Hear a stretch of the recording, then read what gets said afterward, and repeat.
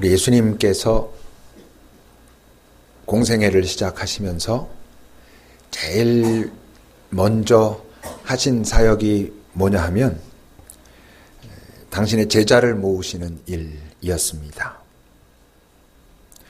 그리고는 당신의 일을 해가셨지만 그 중에서도 아주 집중해서 하신 일이 바로 그 선택한 제자들을 섬기고 가르치고 양육하고 이런 일을 집중적으로 하셨죠. 복음서에 나오는 제자들 보면 정말 예수님이 그들을 깊이 사랑하지 않으면, 그리고 제자를 세우신 그 목적을 분명하게 가지고 계시지 않으면 사랑할 수 없을, 가르칠 수 없을 그런 지체들이었지 않습니까? 왜 제자들을 세우셨죠?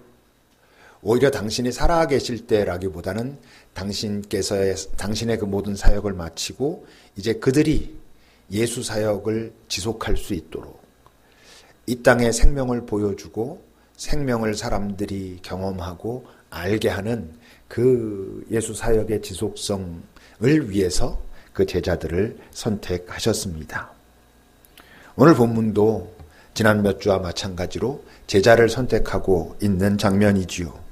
43절입니다. 함께 읽어보겠습니다. 본문 43절입니다. 이튿날 예수께서 갈릴리로 나가려 하시다가 빌립을 만나 이르시되 나를 따르라 라고 말씀하셨습니다. 여기서 갈릴리로 나가려 하시다가 빌립을 만나서 나를 따르라 이런 장면들 보면, 또는 성경에 나오는 예수님이 그 제자들 이렇게 부르시는 장면 보면 언뜻 이런 느낌을 가지기 쉬워요. 이렇게 길을 쑥 가시다가 누구 이렇게 만나면 너 나 따라와 그러면 확 따라가고 막 이런 거라고 생각하기 쉬운데 실제로는 그런 의미가 아닙니다. 이 지금 나가서 빌립을 만났다 하실 때 그 만났다라고 하는 단어는 실제로는 찾아갔다 이런 뜻입니다. 그 위에 41절 보면요, 그가 먼저 자기의 형제 안드레가 시몬을 찾아가서 말했다 할 때 그 찾아라는 단어가 바로 좀 똑같이 만났다는 단어고요.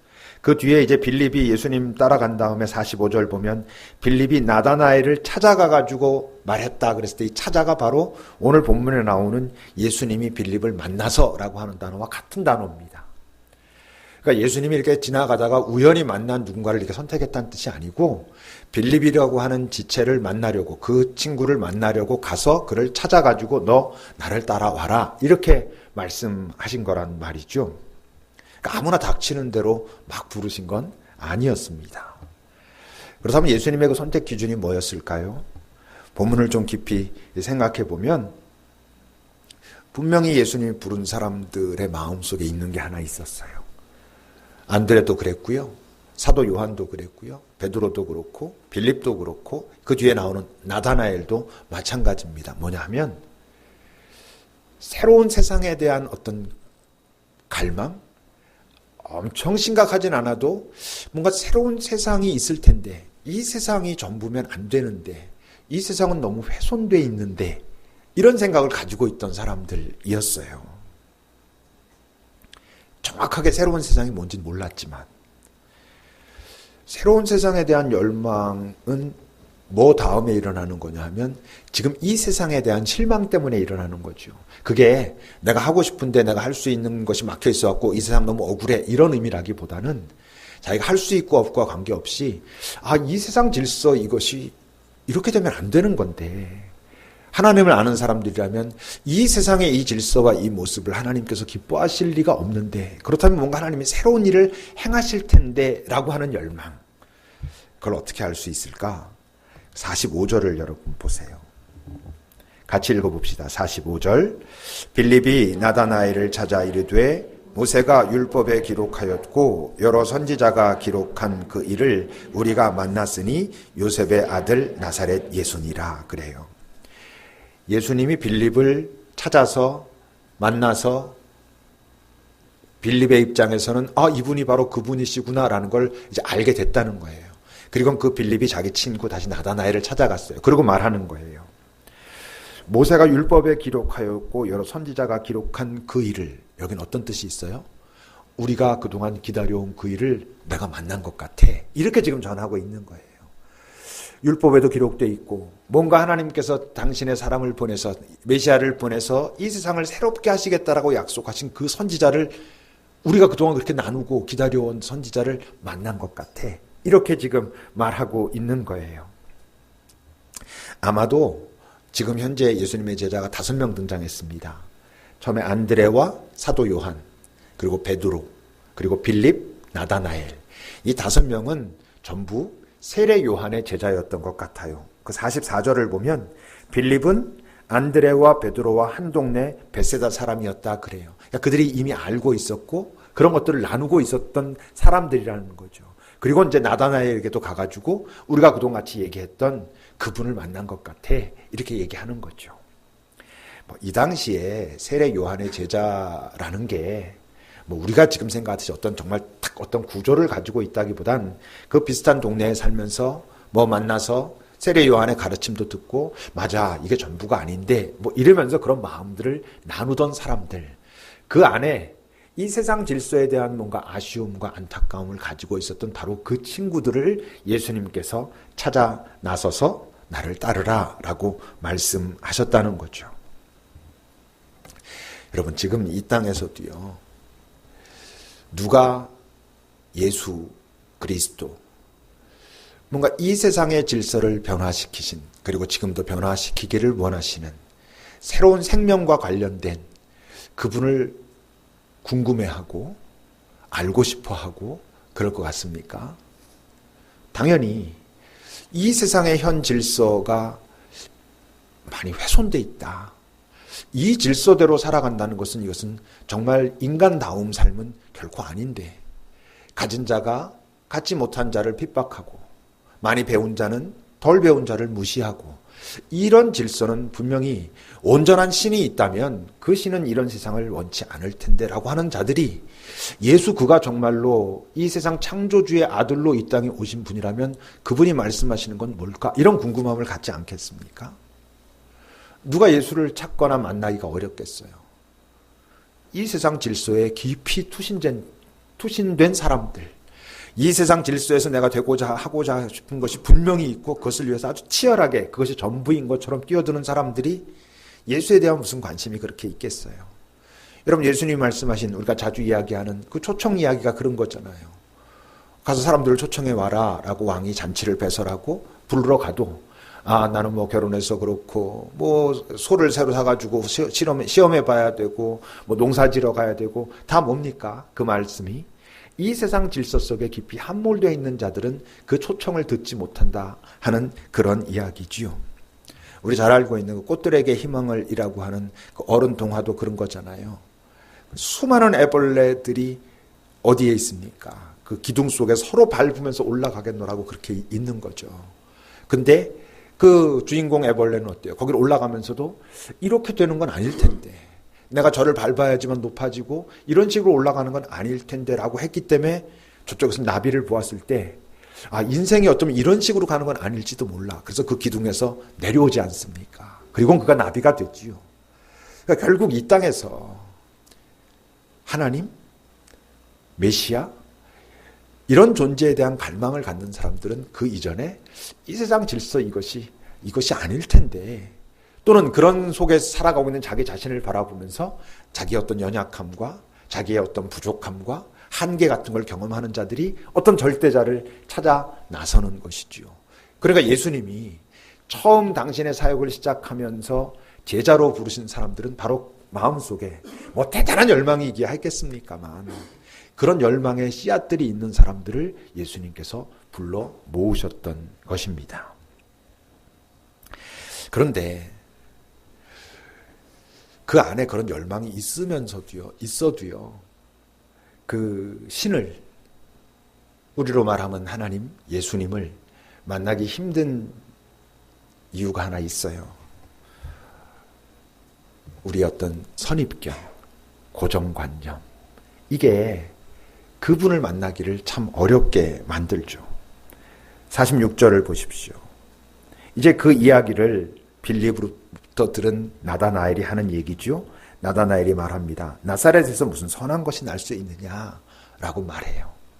나사렛이라고 하는 지역은 갈릴리라고 하는 큰 지역의 작은 마을인 건 거예요. 그러니까 여기에서 무슨 그 대단한 그 우리가 지금까지 꿈꿔왔던 메시아가 나온다는 게 말이 되냐 그래요. 나다나엘이 어디 사람이냐면 그 나사렛보다 조금 밑에 있는 가나 사람이에요. 여러분 가나 혼인잔치 있잖아요. 가나 사람이에요. 가나도 갈릴리 지역의 뭐 그냥 작은 마을이에요. 그러니까 어쩌면 지금 나다나엘이 이런 말 하는 게 어떤 뭐 교만해가지고 아이 그럴 리 없어 이런 의미라기보단 일종의 열등감 같은 것일 수도 있어요. 야 너도 그렇고 나도 그렇고 너희 동네 나사렛 뭐 또는 우리 동네 가나 이런 데서 메시아가 나온다는 게 말이 돼? 적어도 예루살렘 뭐 이런 정도는 돼야지 되지 않겠냐? 뭐 이런 분위기인 거예요. 어렵죠. 그죠? 그런 선입견이 그런 고정관념이 그 주님을 만나기를 참 어렵게 합니다. 물론 우리가 예수님을 만나기 어려운 것은 뭐 그런 어떤 지역적인 문제 때문은 아니겠죠. 저 강서구 그 동네 이름도 이상한 내발산동 이런 데서 뭐 나타날 리가 있어? 이래서는 아니겠지만 우리가 여러분 그 하나님을 바로 그 하나님을 만나기 힘든 이유가 방해물이 뭐냐 하면 우리 각자가 가지고 있는 하나님 이미지가 있어요. 또는 각자가 가지고 있는 이상적 하나님이 있어요. 그것을 자신들이 갖고 있기 때문에 바로 그 주님을 만나기가 너무 어려운 거예요. 하나님이라면 그러면 안 돼. 우리에겐 이런 생각들이 있거든요. 그런 하나님이라면 난 믿을 수 없어. 이럴 수 있거든요. 그런 게 왜 만들어져요? 원인들은 여러 가지죠. 어떤 사람은 자기 부모의 이미지가 하나님께 깊이 투영되어 있는 사람들이 있어요. 매우 폭력적인, 아주 권위적인 부모님 밑에서 자란 사람들은 하나님 이미지도 그럴 가능성이 있지요. 또는 상처로 인해서 하나님 이미지가 많이 왜곡되어 있는 경우들도 있을 수 있어요. 어떤 사람은 지도자가 가지고 있는 하나님 이미지가 그대로 세뇌되어 있는 경우들도 있고요. 어떤 공동체가 가지고 있는 하나님 이미지가 그의 하나님일 수도 있어요. 자주 말하지만 많은 사람들은 바로 그 하나님, 예수 그리스도의 하나님을 믿고 찾아가고 만나고 있는 게 아니고 자기 안에 있는 그 하나님 이미지, 자기가 그리고 있는, 그래야 한다고 생각하는, 아니면 자기가 이전에 한두 번 경험한 것 같은 그 하나님께 집착하고 있기 때문에 실제 하나님을 만나는데 참 어려움이 있어요. 그럼 어떻게 해야 돼요? 그래서 오늘 빌립도 말하고요. 이미 예수님께서 말씀하셨던 이야기 뭐지? 와서 보라 라는 거예요. 네가 생각한, 글자로 읽었던, 남들에게 들었던 그 하나님이 아니라 직접 와서 나를 만나라 이런 의미예요. 이 와서 보라라고 할 때 보다라는 뜻이 와서 이렇게 눈으로 이렇게 본다는 거 아니라 그랬죠. 이 말의 의미는 깊이 안다는 것을 의미해요. 여러분 그 요한복음 8장 55절을 보십시오. 예수님의 말씀이에요. 하나님과 관련돼 가지고 뭐 하나님을 아네 모르네 막 이럴 때인 거지요. 너희는 그를 알지 못하되 하나님 아버지를 알지 못하되 나는 안다 이러는 거예요. 내가 만일 알지 못한다고 하면 오히려 내가 거짓말쟁이가 된다. 나는 그를 안다. 또 그의 말씀을 지킨다 그래요. 그러니까 이 알미 바로 여기 지금 와서 보라 할 때와 같은 단어예요. 그러니까 어떤 뜻이에요? 제대로 깊이 아는 걸 말해요. 그러니까 예수님이 와서 보라라고 말할 땐 와서 나를 깊이 알아보라라고 말씀하시는 거예요. 네가 어떤 잠깐 경험하는 그런 경험을 통해서 나를 아는 게 아니라 나를 깊이 제대로 알아봐라. 내가 내 아버지를 알듯이 너도 나를 알아가야 한다라고 말씀하시는 거예요. 그럼 온전하게 그렇게 깊이 알기 전까지는 어떻게 해야 돼요? 계속 봐야죠. 계속 그분을 바라보고 있어야 돼요. 그게 우리가 기도할 때 말하는 내적 침묵이라는 게 그거예요. 그게 바로 계속 바라보고 있는 거예요.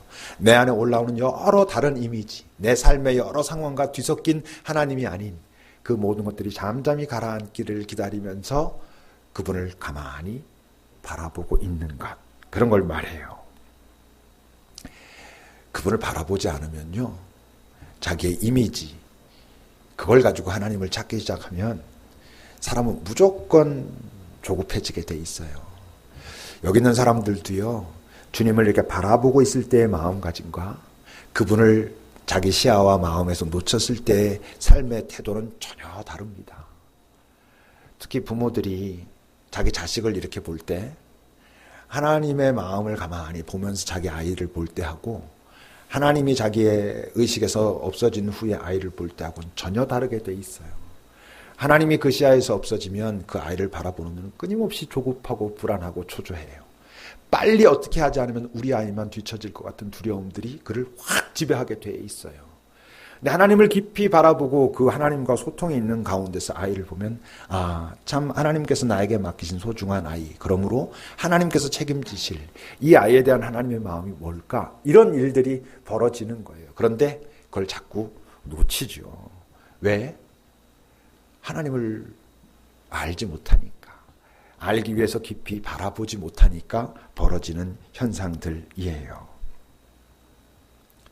저는 이 본문을 이렇게 지금 1장 본문을 보면서 문득 이제 그런 생각이 들었어요. 만약 지금 이 5명의 사람들이 예수님의 초청을 받았는데 이들이 그 초청에 응답하지 않았으면 어떻게 됐을까?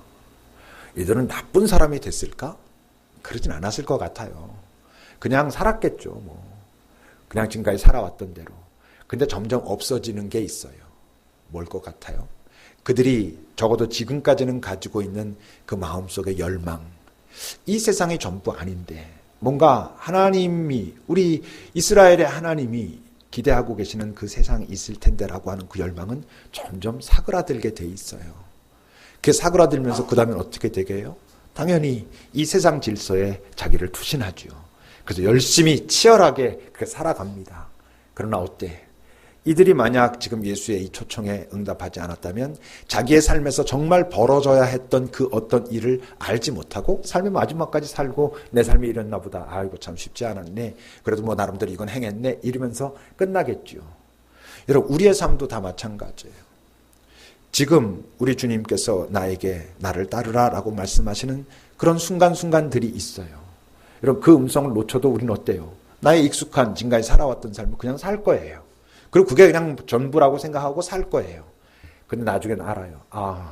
내가 너무 소중한이라고도 표현하는 것으로 약한, 꼭 살아야 하는 그 삶을 내가 놓쳤구나. 여러분, 이건 너무 억울할 일이잖아요. 다행히 나다나엘은 자기의 선입견이 있었음에도 불구하고, 난 살아서 뭐 선한 것이 나겠느냐라는 마음이 있었음에도 불구하고 자기 친구가 그렇게 말하니까, 또 자기 안에 그 꺼지지 않는 열망이 자기를 움직이니까 보러 갔어요. 그 다음에 어떻게 됩니까? 47절입니다. 같이 읽어보겠습니다. 시작.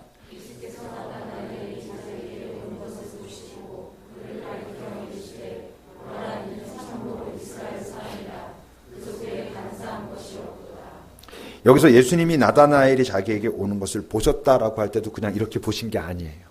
이거는 예수님이 베드로를 보실 때 그 보다랑은 다른 단어예요. 오히려 이 단어는 어떤 단어냐면 알아보시고 이런 단어예요. 위에서 그 보다, 와서 보라 할 때 그 단어와 같은 단어예요. 이게 다시 말하면 예수님이 나다나엘을 이미 알고 계셨다라는 의미의 단어예요. 그를 알아보시고 그리고 그에게 말씀하셨다는 거예요. 이는 참으로 이스라엘 사람이다. 간사한 것이 없다. 이래요. 간사한 것이 없는 참된 이스라엘 사람이라고 하신 이 말씀에는 야곱 있잖아요. 야곱에 대한 약간의 디스가 있어요. 이 야곱이 이스라엘이라는 이름을 얻는 거잖아요. 야곱이 이스라엘이잖아요. 그죠? 이스라엘이라고 하는 말의 뜻이 뭐냐면 하나님과 겨루어 이겼다, 이런 뜻이에요. 근데 야곱이 그 약복강가에서 하나님의 사자랑 이제 씨름해가지고 해가 동이 틀라 그러니까 하나님의 사자가 나 이제 가야 되겠다 그랬을 때도 붙잡고, 아니 나를 축복하기 전엔 못 가십니다 이래가지고 널 이스라엘이라 하겠다, 이런 거거든요. 근데 그때 그가 달라는 축복은 자기 자신만을 위한 거였어요, 사실. 그 야곱이라고 하는 사람에 대한 우리의 그 이미지는 약간 그 간사함이 있잖아요. 근데 오늘 나다나엘을 보시면서 예수님이 간사함이 없는 참된 이스라엘 사람이라는 것은 그의 마음속엔 자기의 이기심 막 이런 것으로 가득 찬 사람이 아닌, 그리고 하나님과 겨루어 이겼다라는 것은 하나님께 간절히 구해서 뭔가를 얻어낸다, 이런 뜻이에요. 그러니까 참된 이스라엘 사람이라는 것은 정말 하나님께서 주시고자 하시는 그 복을 찾고 찾고 구하고 있는 바로 그런 사람이다. 이런 의미로 지금 예수님께서 말씀하신 거예요. 진짜 복을 갈망하고 있는 사람. 하나님께 내가 원하는 것이 아니라 하나님께서 내게 주기를 원하시는 것이 무엇인가를 찾고 구하고 있는 그런 사람이다라고 예수님이 나다나엘을 처음 보신 것 같은데 말씀하신 거예요. 나다나엘이 어떻겠어요? 아니, 어떻게 날 아십니까? 하겠죠. 48절입니다. 나다나엘이 이렇게 말합니다. 아니, 어떻게 나를 아십니까? 나 지금 처음 보는 것 같은데 내가 뭐 이런 사람이라는 거 이렇게 말씀하시니 참 뭐 기분은 좋습니다만은 저를 어떻게 아시고 그렇게 말씀하십니까? 라고 묻는 거죠. 그때 예수님이 대답하십니다. 빌립이 너를 부르기 전에 네가 무화과 나무 아래에 있을 때 내가 봤다. 그렇게 말씀하세요. 무화과 나무 아래에 있을 때 봤다는 게 무슨 소리일까? 이스라엘 전통 또는 랍비 전통이라고 해요. 그 랍비 전통에서는 그 무화과 나무 아래에 있다라는 말은 무엇을 의미하냐면 그 나무 아래에서 깊이 기도하고 묵상한다 이런 의미를 가지고 있어요. 그러니까 네가 그 무화과 나무 아래에서 하나님 앞에 앉아 깊이 기도하고 묵상하고 있는 그 모습을 내가 이미 보았다라고 지금 말씀하고 계시는 거예요. 하나님 앞에서 쉰다. 우리가 이런 말들 하잖아요. 휴식이란 단어가 어떻게 되는지 한번 보여주시겠어요? 휴식이에요, 이게. 다 아시죠? 요즘 한문들을 별로 안 써서. 근데 여러분 휴식이란 단어를 잘 보세요. 휴자는 사람이 나무 옆에 있는 거예요. 나무 아래에 있는 거예요. 그래서 뭐 하는 거게? 마음을 바라보는 거예요. 그러니까 휴식은 그냥 이렇게 널브러져 있는 게 아니고 정말 조용한 어떤 자리에서 자기 마음을 잘 살피는 이게 이제 휴식이라고 말하는 거고 이 글자를 생각해 보면 이런 이 고대의 전통들에 다 의미가 있는 것 같아요. 나무 아래에 있다, 무화과 나무 아래에 있다라는 말이 깊이 기도하고 묵상하는 그런 모습을 말하는 것처럼 휴식이란 단어 자체가 저런 모습을 가지고 있어요. 그러니까 뭐예요?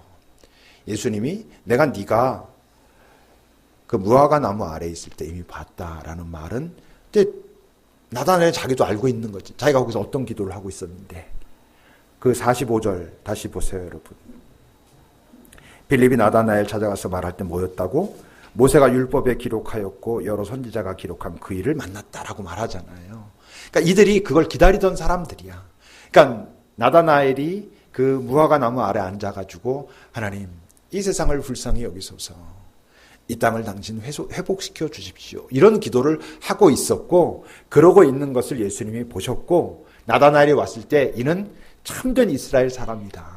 정말 하나님께서 이 땅에 주고자 하시는 복을 구하는 사람이고 그러므로 이 사람은 간사하지 않고 참 마음속에 진솔된 하나님을 향한 애정과 갈망이 있는 그런 사람이다라고 말씀하고 계시는 거고 예수님께서 이 말씀을 하셨을 때 이제 나다나엘이 놀라죠. 이분이 도대체 누구인데 내 마음속에 있는 깊은 갈망을 알아보지? 이러는 거예요. 여러분 진심으로 갈망하면 무언가를 진심으로 원하면 그것이 나타날 어떤 징조가 보였을 때 다른 사람들과는 비교도 할 수 없을 만큼 확 알아차립니다. 여러분들 삶에서 그것이 무엇이든 여러분들이 정말로 원하는 것이 있으면 심지어 뭐 택배 정도라도 그래요. 택배를 뭐 기다리고 있으면요 초인종 소리가 얼마나 잘 들리는지 몰라요. 왔다라고 하는 문자 딱 하면 뭐 몇 시에 도착합니다. 막 얼마나 그래요. 기다리는 아버지 탕자의 비유에 보면 그 이제 둘째가 뭐 사고 치고 이제 다 난장판 돼가지고 아버지께로 가야 되겠다. 올 때 어떤 일이 벌어지죠? 성경은 그렇게 기록해요. 그가 이렇게 오고 있을 때 어떤 모습이겠어요? 떠날 때랑 완전히 달라진 모습이죠. 시간도 많이 지났고 돈도 하나도 없고 돼지 치면서 돼지 먹이 먹던 사람인데 그러니까 옷차림이건 뭐 모습이건 다 난장판일 거예요. 그래서 아버지께로 오고 있는데 성경은요 정확하게 아직도 거리가 먼데 아버지가 그를 알아보고 달려가서 그의 목을 안고 입 맞추고 그랬다 그래요. 아버지가 그를 알아보는 거예요. 왜? 간절히 기다렸기 때문에 그래요. 나다나엘의 마음속에 뭐 정말 그 아버지가 그 아들을 기다리는 것만큼은 어쩌면 아니었을지 모르지만 이 세상 이걸로는 안 되는데 이렇게 되면 안 되는 건데 하나님께서 우리에게 약속하신 율법에도 약속하시고 선지자들이 그토록 예언한 정말 이 땅을 구할 메시아가 있어야 되는데 라고 하는 그 갈망이 예수님과의 그런 대화 속에서 그의 어떤 강한 느낌을 일으켰던 것 같아요. 그러니까 어떻게 고백합니까? 48절입니다. 같이 읽어보겠습니다. 시작.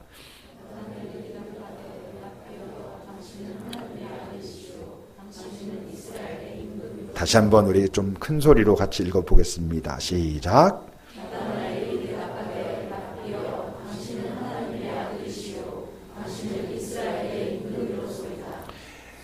근데 어떻게 생각해 보면 한 번 그렇게 만나고 뭐 예수님이 너 저기 무화과나무 아래 있을 때 내가 너 봤다. 이 얘기 들었다고 그냥 단판에 하나님의 아들이시오. 뭐 이스라엘의 임금입니다라는 고백을 하는 건 사실 쉬운 일은 아니죠. 그렇죠?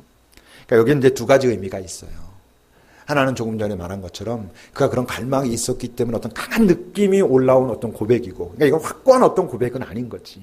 그냥 그런 느낌에 대한 자기의 고백이고, 지금 나다나엘의 이 고백이 요한복음에 나오는 예수님에 대한 첫 번째 고백이에요.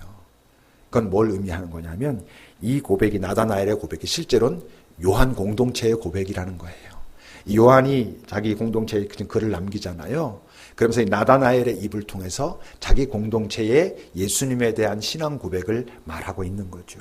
이런 이야기가 한 번 더 나와요. 11장 27절에 가서 보면 이 장면은 이제 나사로가 죽고 예수님이 그 나사로 살리러 갔을 때 그 마르다 만났을 때 너 내가 살릴 수 있다는 걸 믿느냐 이랬을 때 마르다의 고백이죠. 이르되 주여 그러하외다. 주는 그리스도시요 세상에 오시는 하나님의 아들이신 줄 내가 믿습니다. 라고 또 고백하죠. 그러니까 이게 마르다의 고백이기도 하고 뭐라고?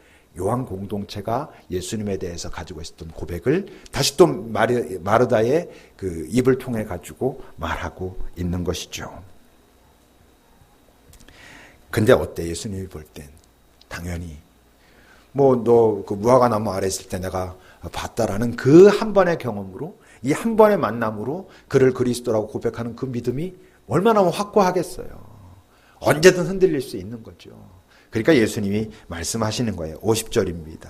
같이 읽어보겠습니다. 시작.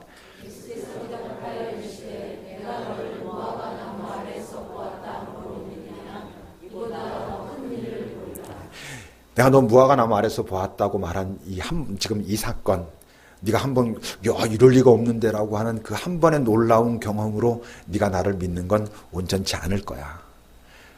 네가 이제 나를 따라오면 더 큰 일을, 이게 원문은 더 큰 일들을 복수로 돼 있어요. 더 큰 일들을, 더 많은 것들을 보게 될 거야 라고 말씀하시면서 그 일이 뭡니까? 51절입니다. 함께 읽어보겠습니다. 또 이르시되 진실로 진실로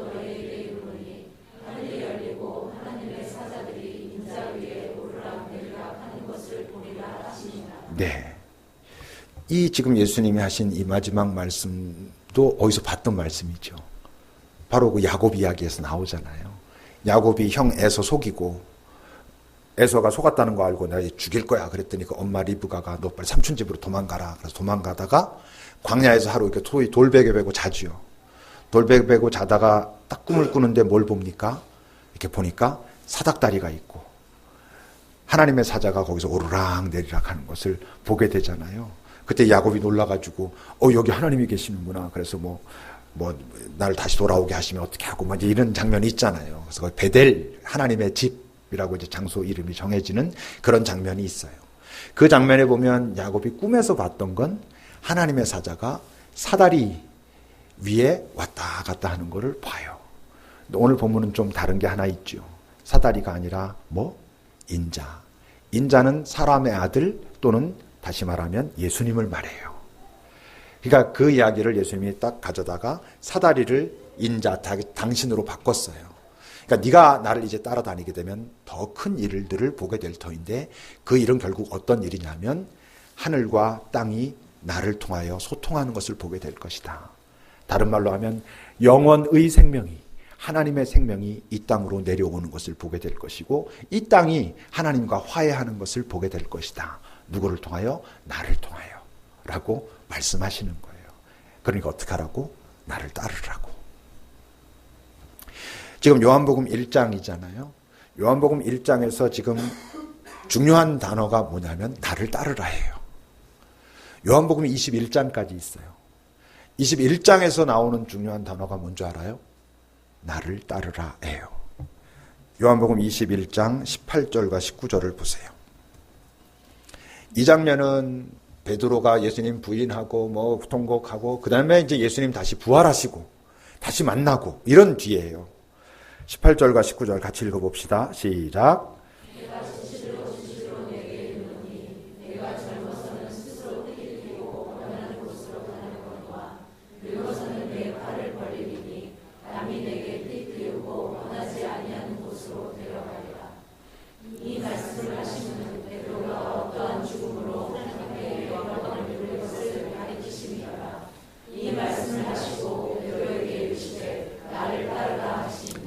이 21장의 마지막에서도 예수님은 나를 따르라 라고 말씀하세요. 자, 처음으로 돌아가 보면 요한복음을 기록한 목적이 뭐라고 요한복음의 저자가 말했냐면 예수 바로 이분이 하나님의 아들이며 그리스도이심을 너희들에게 알게 하려 하고 그의 이름을 힘입어서 너희들이 생명, 영원의 생명을 얻게 하려 함이라 라고 말했잖아요. 그런데 지금 앞과 뒤에 뭐가 있냐면 나를 따르라 라고 돼 있어요. 그러니까 그분을 그렇게 알고서 그분을 따라가야 한다는 이야기도 있고 지금 1장에 나오는 나를 따르라와 21장에 나오는 나를 따르라는 조금 의미 또는 느낌이 다르다고 말할 수 있어요. 1장에 나오는 나를 따르라는 어디에 가까운 거냐 하면 와서 보라에 가까워요. 나를 따르면서 나를 보라, 나를 알라 이런 의미에 가깝고 21장에 나오는 나를 따르라는 어디에 가깝겠어요? 먼저 그의 나라와 의를 구하라. 이제 네가 그것을 알았다면 그것을 구했을 때 네 삶이 어떻게 인도되는지 보게 될 것이다와 다 있어요. 결국 요한복음은 뭘 말하고 싶으냐 하면 가르치려고 하는 핵심은 예수가 하나님의 아들 메시아이고 그로 인해서 우리가 생명을 얻게 된다는 것을 말하면서 그 다음에 그러므로 그분을 따르라 라고 말하고 있는 거예요. 그분을 처음에 따라가서 그분을 알게 될 때 네 존재를 정확하게 알게 될 것이고 그분을 알게 되면서 또 여전히 그를 따라가게 될 때 너는 오늘 예수님이 말씀하신 것처럼 하늘과 땅이 연결되는 예수 그리스도를 통하여 하늘과 땅이 소통하게 되는 그 놀라운 일들을 네가 경험하고 그 일이 벌어지는 현장에 네가 있을 것이고 그 내 삶이 얼마나 소중한 삶인지 네가 알게 될 것이다 라고 말하고 있는 거예요. 이렇게 해서 1장이 끝나요.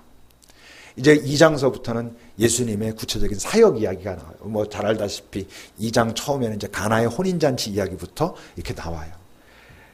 1장까지는 좀 딱딱했다면 2장부터는 조금은 부드러워질 가능성이 아마 있어요.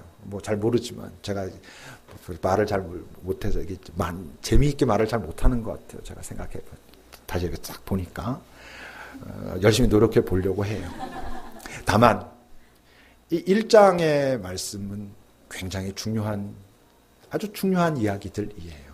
저는 여러분들이 요한복음 1장을 다시 좀 깊이 읽고 잘 알지 못하는 부분이 있다면 말씀도 찾아서 다시 듣고 그래서 잘 이해가 안 되는 부분이 있다면 제게 와서 같이 나누고 이러면서 결국 이 요한복음의 저자가 요한 공동체에서 우리에게 2000년이 지난 우리에게 뭘 말하려고 이렇게 간절하게 자기의 생명을 걸면서까지 지켰던 그것을 말하려고 하는지를 여러분 알아야 우리도 영원의 생명을 이 땅에서도 사는 사람들이 되고 그래야 우리 주님께서 우리에게 그토록 보여주고 싶어 하시는 그 어떤 놀라운 일들을 경험하며 살아요.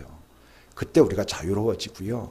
그때 내 삶이 내 옆에 있는 사람들에게 선한 것을 흘려보내는 귀한 통로가 될 거예요. 기도합시다. 나를 따르라. 이 주님의 초청이 오늘 나다나엘, 빌립에게만 하시는 초청이겠습니까? 우리 각자에게도 오늘 또 말씀하십니다. 나를 따르라. 내 마음은 어떻게 반응하고 있는지 여러분 한번 잘 살펴보세요.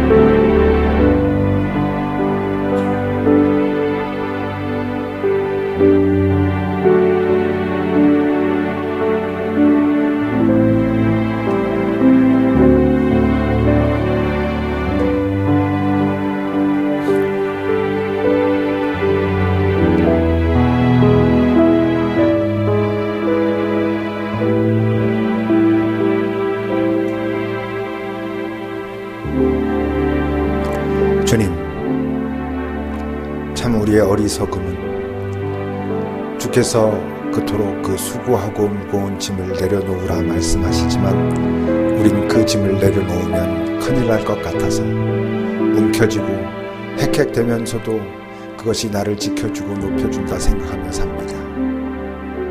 주께서 우리에게 그토록 내 짐은 쉽고 가벼우니 같이 지자 말씀하셔도 그걸 지는 건 억울하게만 느껴져서 내가 없어질 것 같은 두려움에 빠져서 그래서 눈물 흘리고 거부하고 도망갑니다. 그냥 그것이 내 인생인 줄 알고 그렇게 살다 내 삶이 끝날 때쯤 자기 삶을 돌아보며 아쉬워하는 그런 인생들이 얼마나 많은지요.